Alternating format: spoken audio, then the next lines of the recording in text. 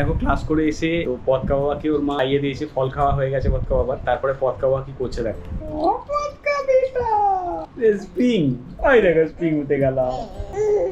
হ্যাঁ, ওর চিন্তা ভাবনা হচ্ছে বাবাটাকে পেয়েছে এখন শুধু আসলে রুটে না, খামচে ধরে শুয়ে আছে। ঠাম্মা টক করে তুলে নিয়ে একদম নিচে নামে গেছিল, আর একটু আবার সেই খাটের গ্যাপ দিয়ে গলে যেত। দেখো খেয়ে নিয়েছে আমার কাছে, আমার কোলে বসে আছে। বাবাকে আজকে ছাড়তে চাইছে না, না ঠাম্মা কিছুক্ষণ নিয়েছিল বাবা যুদ্ধ করা অব্দি, কোলে বসে এখন কীর্তন হচ্ছে। মঙ্গল আওয়াজটা করে দেখিয়েছো করতে করে দিয়ে কেমন মজা ভাই। এখন আমি গরম জলগুলো করছি, এই যে গরম জল সব বসানো আছে।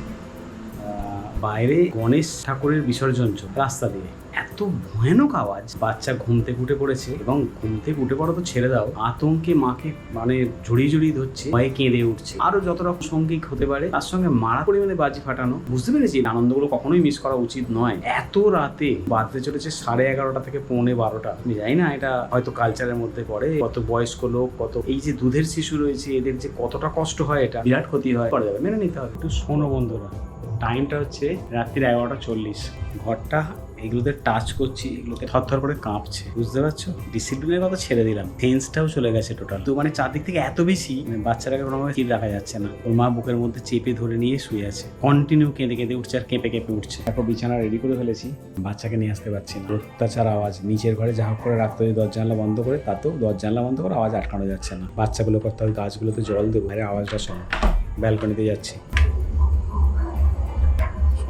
মোটামুটি 8-10টা পুজো একসঙ্গে চলছে, বুঝতে পারছো অবস্থাটা, অত্যাচারটা কোন লেভেলে। বাচ্চা বয়স্ক কাউকে দেখবে না, শোনো আওয়াজ। বাচ্চাদের জল দেওয়া হয়ে গেছে।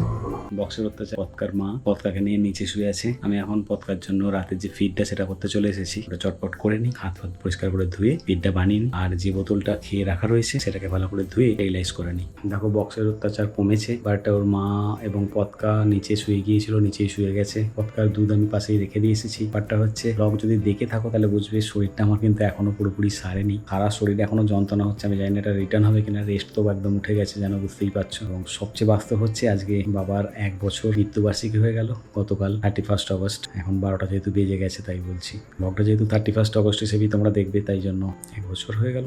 ছোট মালা দিয়েছি, মনে তো আলাদা করে রাখার কিছু নেই। যাকে সবচেয়ে বেশি কন্ট্রোলে রাখা দরকার, যাকে সবচেয়ে বেশি ভালোবেসে রাখা দরকার, আদরে রাখা দরকার, আমার মাকে সেই টাইমটা আমি একদমই দিতে পারছি না। সবিস্তারে বলা যাবে না বন্ধুরা, মায়ের দীর্ঘায়ু কামনা করা ছাড়া আমার এই মুহূর্তে আর কিছু মাথায় আসছে না। আমার নিজের বলতে মা আছে, যাদের থেকে আমার উৎস।